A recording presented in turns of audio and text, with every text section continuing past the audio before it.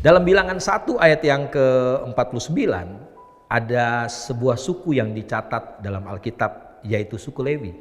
Apa yang firman Tuhan katakan tentang suku ini? Firman Tuhan berkata begini, hanya suku Lewi janganlah kau catat dan janganlah kau hitung jumlahnya bersama-sama dengan orang Israel.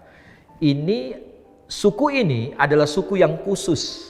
Dari 12 suku Israel, suku Lewi adalah suku yang dikhususkan, yang dipanggil khusus oleh Tuhan. Sehingga mereka tidak boleh bekerja di tempat yang lain, mereka cuma boleh bekerja di dalam rumah Tuhan. Dan kemudian mereka tidak punya tanah pusaka, milik pusaka mereka.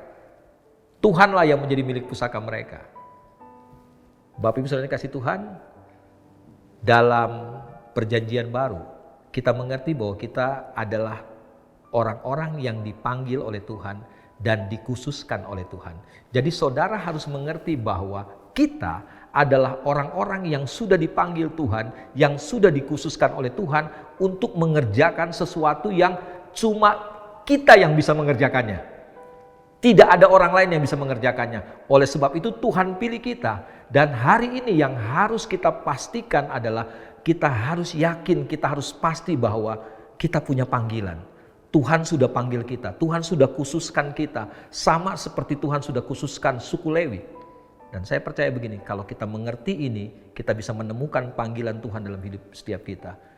Yang pertama, kita akan menemukan bahwa hidup kita akan semakin maksimal. Dan yang kedua, dengar baik-baik, kita bukan cuma sekedar maksimal, kita akan melihat tangan Tuhan, kuasa Tuhan bekerja atas hidup kita setiap hari, setiap saat. Jadi Bapak Ibu Saudara dikasih Tuhan, siapapun kita hari ini, jangan saudara merasa kecil atau saudara berpikir begini, saya cuma mau mengerjakan panggilan-panggilan yang besar.